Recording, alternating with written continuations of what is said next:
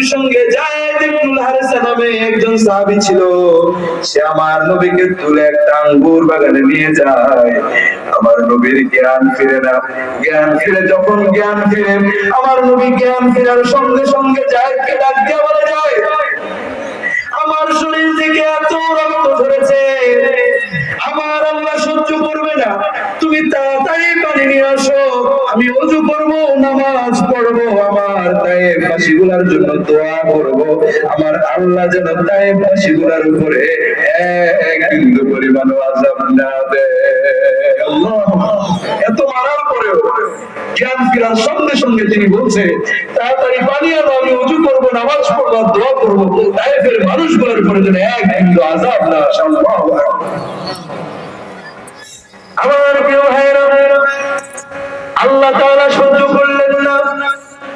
আল্লাহ রাব্বুল আলামিন জিবরাইল আলাইহিস সালাতু ওয়াস সালামকে পাঠিয়ে দিলেন। জিবরাইল এসে আমার নবীকে ডাক দিয়ে বলে, ইয়া রাসূলুল্লাহ, আমার রাসূল দেশপ্রেমিক ছিলেন, তিনি তার জন্মভূমির প্রেমিক ছিলেন। অসংখ্য হাদিস থেকে তার প্রমাণ পাওয়া যায়। আমার রাসূল সাল্লাল্লাহু আলাইহি ওয়াসাল্লাম তাকে যখন মক্কা থেকে বের করে দেওয়া হয়, আমার রাসূল ওই রাতের বেলা যখন ওই কাফেরদের চোখ ফাঁকি দিয়ে মক্কা ছেড়ে মদিনায় চলে যাচ্ছিলেন, মক্কার শেষ সীমানায় দাঁড়িয়ে আল্লাহর রাসূল কাঁদছিলেন, চোখের পানি ফেলে ফেলে কাঁদছিলেন। আর একটি বাক্য তিনি বারবার বলছিলেন, হাদিসে ওই বাক্যটি খুব সুন্দর করে আছে। আমার প্রিয় ভাইরা, আমার নবী, বিশ্ব নবী মুহাম্মদুর রাসূলুল্লাহ সাল্লাল্লাহু আলাইহি ওয়াসাল্লাম, আমার নবী যখন মক্কা ছেড়ে মদিনায় চলে যায়, আমার নবী তখন মক্কার শেষ সীমানায় দাঁড়ায়া মক্কার দিকে তাকায়া তাকায়া আমার নবী চোখের পানি ফেলছিলেন।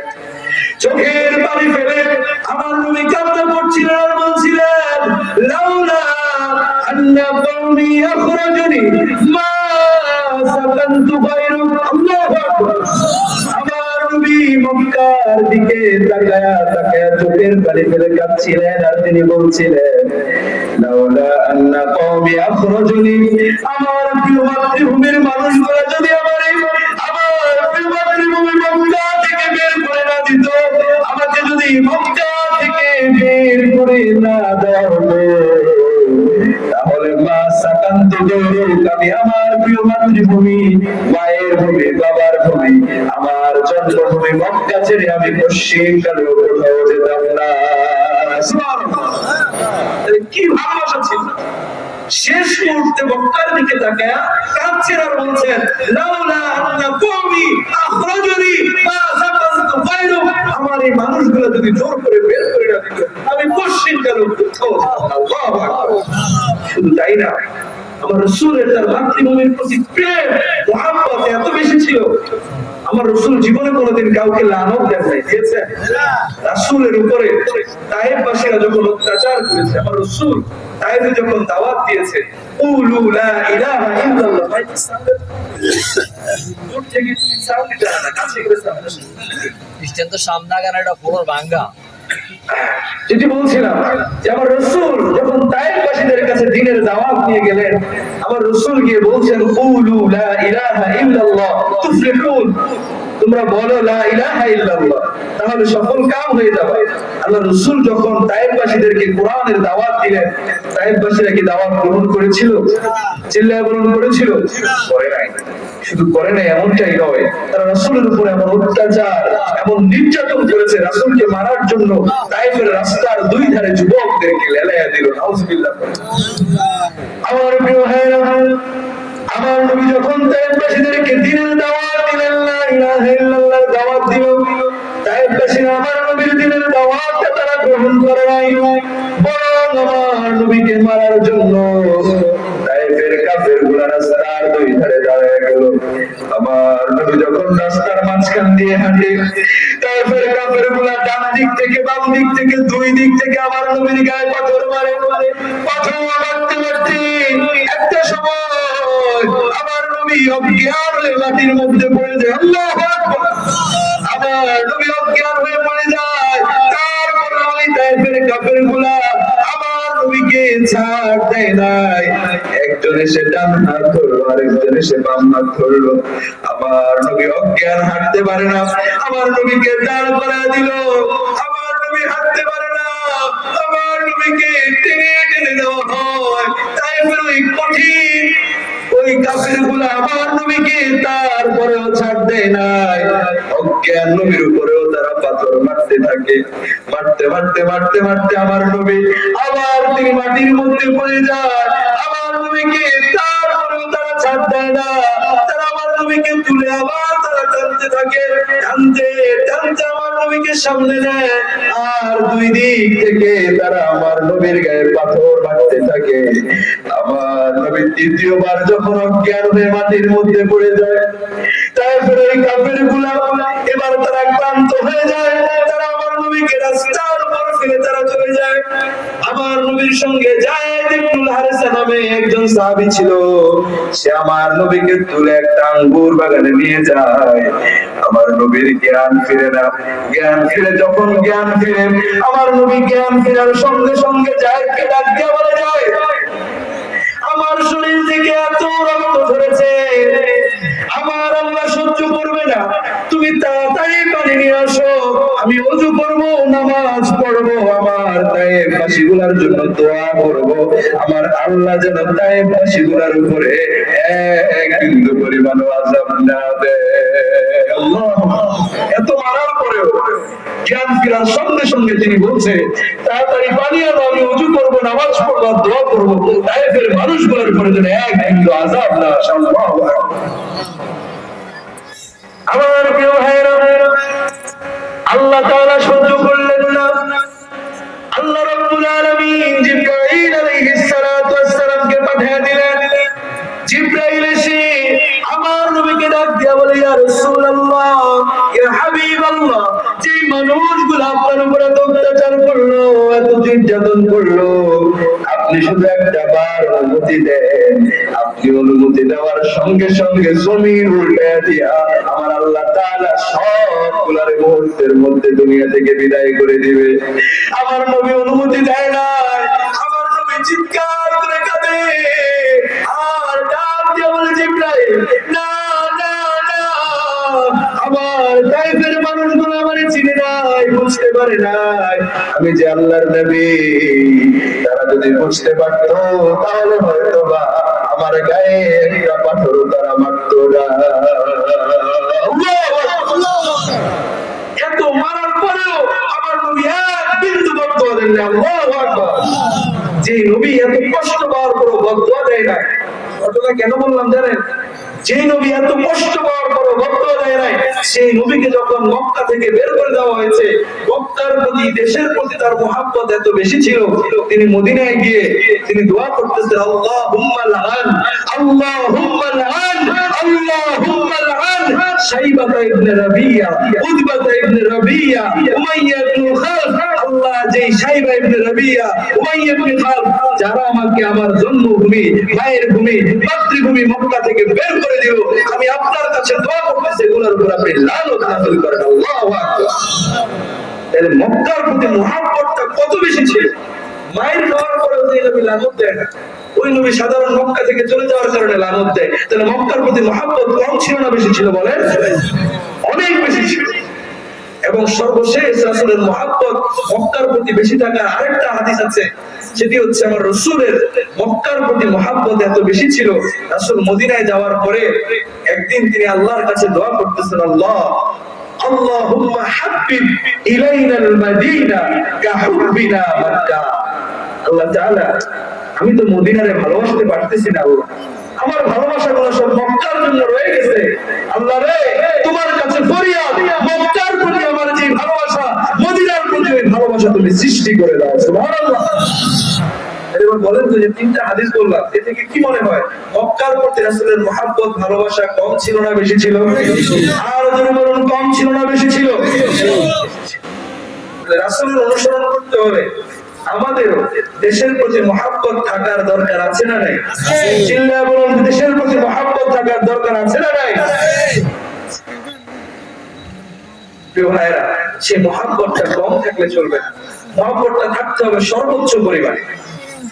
গত 16টি বছর আপনারা এমন এক দলের হাতে পুরো দেশটা দিয়ে রেখেছিলেন যাদের দেশের প্রতি এক বিন্দু পরিমাণ মহাব্বত ছিল না, ঠিক কিনা বলে? তারা বলেছিল ইন্ডিয়াকে আমরা এত দিয়েছি যে ইন্ডিয়া সারা জীবন মনে রাখবে। ইন্ডিয়ার সাথে আমাদের সম্পর্ক হলো স্বামী আর স্ত্রীর মতো। নাউজুবিল্লাহ বলেন।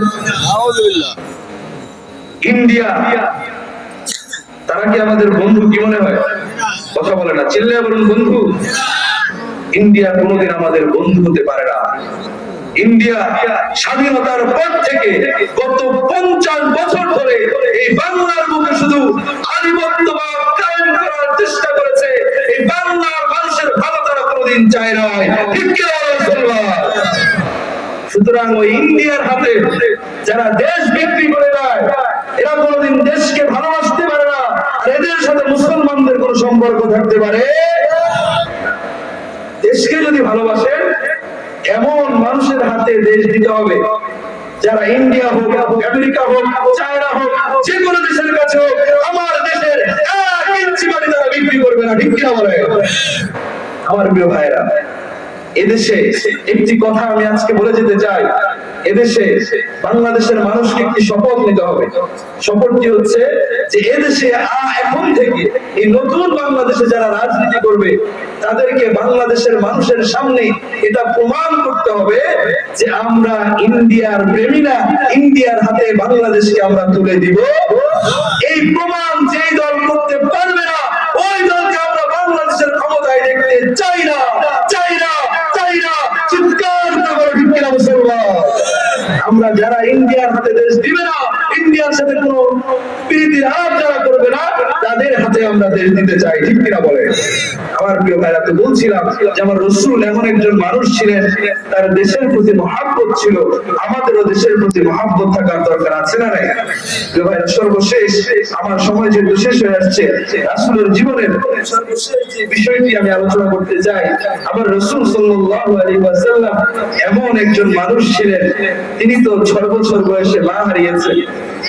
তিনি নবী হওয়ার পরে কোনোদিন তার মা দেখেন নাই। কিন্তু আমার নবী এমন একজন মানুষ ছিলেন যে তার মা ছিল না, কিন্তু তারপরেও মায়ের সঙ্গে বাবার সঙ্গে কেমন আচরণ করতে হবে ওইটি আমার রাসূল দেখিয়ে গিয়েছেন নাকি দেখিয়ে যান না? কথা বলে না, দেখিয়ে গিয়েছেন নাকি জানেন? গিয়েছে। আমার রাসূল সাল্লাল্লাহু আলাইহি ওয়াসাল্লাম তিনি মা হারিয়েছেন, কিন্তু আমার রাসূল সাল্লাল্লাহু আলাইহি ওয়াসাল্লামের দুধ মা হালিমা তিনি বেঁচে ছিলেন। তার দুধ মা বেঁচে ছিলেন। একদিন আমার রাসূল তার সঙ্গী সাথীদের সঙ্গে নিয়ে আমার রাসূল একদিন দাস দিচ্ছিলেন। এমন সময় একজন মহিলা আসার সঙ্গে সঙ্গে আমার রাসূল বসা থেকে দাঁড়ায় গেলেন। দাঁড়ায় গিয়ে আমার রাসূলের গায়ে যে চাদরটা ছিল, চাদরটা তিনি খুলে ফেললেন। খুলে চাদরটা বিছিয়ে দিলেন। বিছিয়ে সম্মানের সঙ্গে বললেন, আপনি এখানে বসে যান। সুবহানাল্লাহ পড়ে। সাহাবায়ে কেরাম অবাক, কি ব্যাপার? বিশ্ব নবী, যার চাইতে দামি কোন মানুষ পৃথিবীতে নাই, সে একটা মহিলার জন্য দাঁড়ায় গেল। আবার সে মহিলার জন্য শুধু দাঁড়াই নাই, সে দাঁড়িয়ে তার গায়ের চাদরটা মহিলার জন্য বিছিয়ে দিল। এই মহিলা কে জানতে হবে? রাসূল। এবার সাহাবায়ে কেরাম রাসূলকে মহিলা চলে যাওয়ার পর জিজ্ঞেস করতেছে, ইয়া রাসূলুল্লাহ, এই মহিলা কে ছিলেন? আল্লাহ রাসূল বলতেছে, আমার সাহাবীরা, এই মহিলার অন্য কেউ নন, যিনি আমাকে দুধ পান করিয়েছেন ছোটবেলায়, তিনি হচ্ছেন আমার সেই দুধ মা হালিমাতুস সাদিয়া রাদিয়াল্লাহু তাআলা আনহা। চিল্লাতুল সুবহানাল্লাহ। এই একজন দুধ মায়ের প্রতি যদি রাসূলের মহব্বত সম্মান এত বেশি থাকে, আপন মাকে পেলে আমার রাসূল কি সম্মান করতো? আজকে আমরা সেই রাসূলের উম্মত হয়ে আজকে মায়ের প্রতি বাবার প্রতি আমাদের মহব্বত ভালোবাসা নাই। যুবকেরা বিয়ে করে মা চিনে না, বাবা চিনে না, এমন যুবক সারা বাংলাদেশে আছে, এই চর্মশুদ্ধ এলাকায় নাই। আছে আছে আছে, চিৎকার করে বলেন আছে। অবাক লাগে যে একটা সন্তান কেমনে তার মারে কষ্ট দেয়, কেমনে তার বাবারে কষ্ট দেয়। এই মা, এই বাবা আপনার আমার জন্য কি না করেছে। আমার প্রিয় ভাইরা, আপনি একটাবার চিন্তা করেন, আপনার মা আপনার জন্য কত কষ্ট করেছে। আপনি যখন আপনার এসেছিলেন, আপনার মা আপনাকে পেটে নিয়ে কত কষ্ট করেছে। একদিন, 2 দিন, 3 দিন না, 10টা মাস আপনি যখন আপনার মায়ের পেটে ছিলেন, আপনার মা ঘুমাতে গিয়েছে, আপনি মায়ের পেটে একটা লাথি খেয়ে দিয়েছেন। আপনার মা ঘুমাতে পারে নাই, লাথির কারণে ব্যথা যন্ত্রণায় আপনার মা ঘুম থেকে উঠে সারাটা রাত নির্ঘুম কাটিয়ে দিয়েছে, ঠিক কিনা বলেন? এইরকম করে 1 দিন, 2 দিন, 3 দিন না, একটানা 10টা মাস আপনার আমার জন্য যিনি নির্ঘুম কাটালেন, তিনি কে? তিনি আর অন্য কেউ নন, তিনি আপনার মা। তিনি আপনার মা, তিনি আপনার মা, মুসলমান, তিনি হলেন আপনার জনম দুঃখিনী মা, ঠিক কিনা বলেন? শুধু তাই নয়, আপনার মা আপনার জন্য এত বেশি কষ্ট করেছে।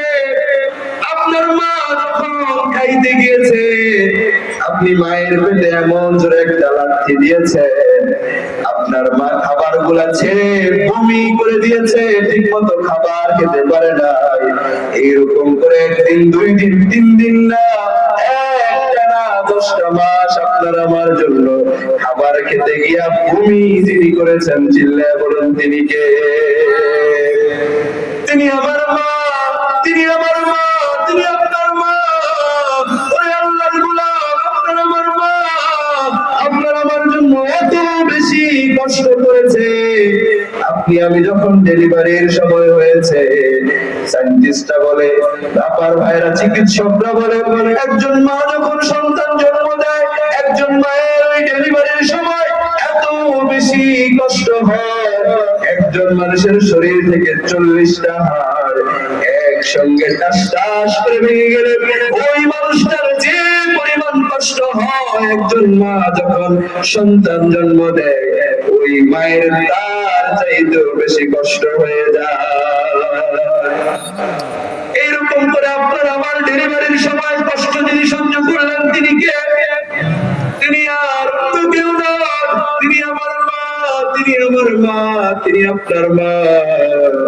শুধু তাই না, আপনার আমার মা আপনার আমার জন্য এত কষ্ট করেছে। আপনার আমার মা 2টা বছর আপনার আমার জন্য এত কষ্ট করলো। মা রান্না ঘরেছিল, অন্য রুমে ছিল, আপনি আমি ছোট্ট ছিলাম, শুধু একটা বার ওয়া ওয়া বলে কেঁদেছি। আমার মা যেখানেই ছিল, রান্না করার সঙ্গে সঙ্গে উড়ে এসে আমার মুখে খাবার যিনি দিয়েছেন, চিৎকার করে বলুন তো তিনি কে? তিনি আমার মা, তিনি আমার মা, তিনি আমার মা। ওই আল্লাহর গোলাম, যেই মা আপনার জন্য আমার জন্য এত কষ্ট করলো, আপনাদের বিবেকে কি প্রশ্ন জাগে না? যে মা আমার জন্য এত কষ্ট করলো, ওই মায়ের মনে আপনি আমি কেমনে কষ্ট দেই? কেমনে দেই? বিবেক কি জাগে না? প্রশ্ন কি করে না? ওরে আল্লাহর গোলাম, তোমার বিবেক কেমনে এত পচে গেছে, যেই মা এত কষ্ট করলো, একটা বউ পায়া তুই মারে ভুলে গেলি? বিবেক কি আপনাকে প্রশ্ন করে না? ভাইরা, মাঝে মাঝে নিজেকে প্রশ্ন করবেন, এই মা আমার জন্য কি না করেছে, এই বাবা আপনার জন্য কি না করেছে। নিজের বিবেককে প্রশ্ন করেন। আপনি যখন ছোট ছিলেন, আপনার আপেল খেতে মন চায়, মালটা খেতে মন চায়, আপনি চিৎকার করতেছেন, আমি আপেল খাবো, মালটা খাবো, চিপস খাবো। ওই সময় আপনার আমার জন্য আপেল, মালটা, চিপসের ব্যবস্থা যিনি করেছেন, তিনি কে? আবার তিনি যদি না দিত, কান্না করতে থাকতেন, কেউ দিত না। শুধু তাই, আপনাকে আমাকে পড়াশোনা করে আজকে বড় অফিসার বানিয়েছে। অফিসার হয়ে বাবাকে আপনি ভুলে গেছেন। আপনি চিন্তা করলেন না, এই বাবা যদি আমাকে পড়াশোনা না করাতো, পড়ার জন্য টাকা যদি না দিত, রাস্তায় রাস্তায় ভিক্ষা করে খাওয়া লাগতো, অফিসার হওয়া লাগতো, ঠিক কি না? নিজেকে প্রশ্ন করে, যে বাবার মনে আমি কেমনে কষ্ট। প্রিয় ভাইরা, শুধু কি তাই, এই মা আর বাবা আপনার জন্য গোটা জীবনটা তারা স্যাক্রিফাইস করে দিয়েছে। এজন্য ওই মায়ের মনে আর বাবার মনে কষ্ট দেওয়ার আগে একবার শুধু চিন্তা করবেন, এই মা আর বাবা আমার জন্য কি না করে যাচ্ছে। এই মা আর বাবার মনে কোনো এক বিন্দু পরিমাণ কষ্ট দেওয়া যাবে? চিল্লায়া বলুন, কষ্ট দেওয়া যাবে না। আল্লাহ তাআলা আমাদেরকে মা বাবার মনে কষ্ট দেওয়া থেকে বিরত থাকার তৌফিক দান করুন, সকলে বলি আমিন। আল্লাহ তাআলা আমাদের মা বাবার পরিপূর্ণ খেদমত করার তৌফিক আমাদেরকে দান করুন, সকলে বলি আমিন। আমার প্রিয় ভাইরা, মা বাবার মনে যদি আপনি কষ্ট দেন, মনে রাখবেন মা বাবার মনে যদি কষ্ট দেয় আপনার নামাজ রোজা কোনো কাজে আসবে না। একটা ঘটনা শুধু আপনাদেরকে বলি। আল্লাহ নবীর একজন সাহাবী ছিল, তার নাম ছিল আলকামা রাদিয়াল্লাহু তাআলা আনহু। এই আলকামা আল্লাহর নবীর সাহাবী ছিলেন। তিনি যখন মৃত্যুর সময় মরে যাচ্ছে, ইন্তেকাল করে দুনিয়া ছেড়ে চলে যাচ্ছে, ওই সময় আলকামা তার মা স্ত্রী দৌড়ে আসছে, নবী আপনার সাহাবী আলকামা মরে যাচ্ছে, কিন্তু তার জবান দিয়ে কালিমা আসছে। আমার নবী দৌড়ে গেল, কি ব্যাপার, আমার সাহাবী তার জবানে কালিমা আসে না, কেমনে সম্ভব? আমার নবী গিয়ে আলকামাকে বলতেছে, আলকামা তুমি পড়ো লা ইলাহা ইল্লাল্লাহু মুহাম্মাদুর রাসূলুল্লাহ। নবী নিজে কালিমা পড়াচ্ছে, তারপরেও আলকামার জবান দিয়ে কালিমা আসে না। কি ভয়ঙ্কর বিষয়! নবী নিজে কালিমা পড়াচ্ছে, তারপরেও আলকামার জবান দিয়ে কালিমা আসে না। আমার নবী ভাবতেছে যে আলকামা নিশ্চয়ই কোনো একটা ভুল করছে, মায়ের মনে হয়তো কোনো একটা কষ্ট দিয়েছে, আমার জানতে হবে। মাকে গিয়ে বলতেছে, মা আপনাকে আমি একটা প্রশ্ন করতে চাই, আপনি একটু বলেন তো আপনার আলকামা কি এমন কোনো কাজ করেছে যেটার কারণে আপনার মনে কষ্ট? আলকামার মা বলে, না, আমার আলকামা তো কোনোদিন আমার সঙ্গে বেয়াদবি করে নাই, তবে আমার আলকামার উপরে আমি একদিন সামান্য একটু কষ্ট পেয়েছিলাম, সামান্য। কি কারণে? কারণটা হচ্ছে একদিন সে আমার কথার চাইতে তার বউয়ের কথাকে একটু বেশি প্রাধান্য দিয়েছিল। এই সামান্য কষ্ট পাওয়ার কারণে আলকামার জবান দিয়ে কালিমা আসে না। আল্লাহু আকবার। আপনি চিন্তা করেন, নবী বলতেছে, আমার সাহাবীরা তোমরা আগুন জ্বালাও, আলকামাকে আগুনে পোড়ায় দিও। আলকামার মা বলতেছে, আমার সন্তানকে আমার সামনে আগুনে জ্বালাবে, এটা তো হতে পারে না, নবী আপনি জ্বালায়েন না। বলে, মা আপনার মন থেকে যদি কষ্ট দূর না হয়, তাহলে আপনার আলকামা মরার পর এখান থেকে দুনিয়াতে আগুন জ্বালাবো, মরার পর তারা এর চাইতেও ডেঞ্জারাস আগুনে জ্বালাবো। আমার প্রিয় ভাইরা, আলকামার মা তখন চিৎকার করে চোখের পানি ফেলে কেঁদে কেঁদে বলে, নবী গো, আমার আলকামার জন্য, আলকামার প্রতি আমার মনে সামান্য একটু কষ্ট ছিল, একটু ব্যথা ছিল, একটু যন্ত্রণা ছিল। আমার নবী আপনাকে সাক্ষী রেখে এই মুহূর্তে আমি আমার আলকামাকে মাফ করে দিলাম। সাহাবায়ে কেরাম সাক্ষ্য দেয়, আলকামার মা মাফ করে দিলাম বলতে দেরি হয়, সে আলকামার জবান দিয়ে একটু আগে নবী নিজেও কালিমা বের করতে পারে নাই। মা মাফ করে দিলাম বলতে দেরি হয়, সঙ্গে সঙ্গে আলকামার জবান দিয়ে বেরিয়ে যায়, লা ইলাহা ইল্লাল্লাহু মুহাম্মাদুর রাসূলুল্লাহ। জোরে লা ইলাহা ইল্লাল্লাহ, জোরে লা ইলাহা ইল্লাল্লাহ, আরো জোরে লা ইলাহা ইল্লাল্লাহ, লা ইলাহা লা ইলাহা ইল্লাল্লাহু মুহাম্মাদুর রাসূলুল্লাহ সাল্লাল্লাহু। আপনি চিন্তা করতে পারেন যে নবী নিজে গিয়ে কালিমা পড়িয়েছে, আলকামার জবান দিয়ে কালিমা আসে না। যখন মা মাফ করেছে, তখনই সঙ্গে সঙ্গে আলকামার জবান দিয়ে কালিমা এসেছে। এখান থেকে প্রমাণ হয়, আপনার মায়ের মনে যদি কষ্ট থাকে, আপনি নামাজ পড়তে পড়তে কপালে দাগ লাগিয়ে দিতে পারবেন, রোজা রাখতে রাখতে কঙ্কালের মতো চিকন হয়ে যেতে পারবেন, আপনি বাইতুল মুকাররমের খতিব হতে পারবেন, আপনি মক্কা মদিনার ইমাম হতে পারবেন, কিন্তু মায়ের মনে যদি কষ্ট থাকে, মৃত্যুর সময় কালিমা নসিব হবে না, হবে না, হবে না। কালিমা নসিব যদি চান, মায়ের মনে এক বিন্দু কষ্ট রাখা যাবে না। পারবো না আমরা ইনশাআল্লাহ? চিল্লা বলুন, পারবো না আমরা ইনশাআল্লাহ? আল্লাহ তাআলা আমাদেরকে মায়ের মন জোগায়া চলার তৌফিক দান করুক। রাসূলের হাদিস হচ্ছে রিদাউ রাব্বি রিদাউ ওয়ালিদাইন ওয়া সাখাতুর রাব্বি সাখাতুল ওয়ালিদাইন। তোমার বাবা মা যদি তোমার উপরে খুশি থাকে, আল্লাহ তোমার উপরে খুশি। আর বাবা মা যদি তোমার উপরে বেজার থাকে, তোমার আল্লাহ তোমার উপরে বেজার হয়ে যাবে। চিল্লায়ে বলুন নাউযুবিল্লাহ। আল্লাহ তাআলা আমাদেরকে বাবা মায়ের খিদমত করার তৌফিক দান করুক, সকলে বলি আমিন। সম্মানিত ভাইরা, আমি বলেছিলাম যে আলোচনা শেষে জিজ্ঞেস করবো, আপনাদের মনে আছে? বলেন তো আমরা আজকে কোন বিষয়ে আলোচনা করেছি? রাসূলের প্রিয় আল্লাহর প্রিয় বান্দা হওয়ার উপায়। এক নম্বরে কি বলেছিলাম? তাগুতকে বাদ দিতে হবে। তাগুত বাদ দেওয়ার জন্য শয়তান ছাড়া লাগবে, মূর্তি ছাড়া লাগবে, এমন নেতা ছাড়া লাগবে যে ইসলামের আইন বাস্তবায়ন করে না, কাউকে বাস্তবায়ন করতে দেয় না। দুই নম্বরে ইমানদার হওয়া লাগবে। তিন নম্বরে আমরা কি বলেছি? রাসূলকে অনুসরণ করা লাগবে, দেশপ্রেমিক হতে হবে এবং বাবা মায়ের মনে কোনো কষ্ট দেওয়া যাবে না। আল্লাহ তাআলা যেই যে কথাগুলো বললাম, আমাদের পুরো জীবনে ওই কথাগুলো আমল করার, ওই অনুযায়ী মেনে চলার তৌফিক দান করুক, সকলে বলি আমিন।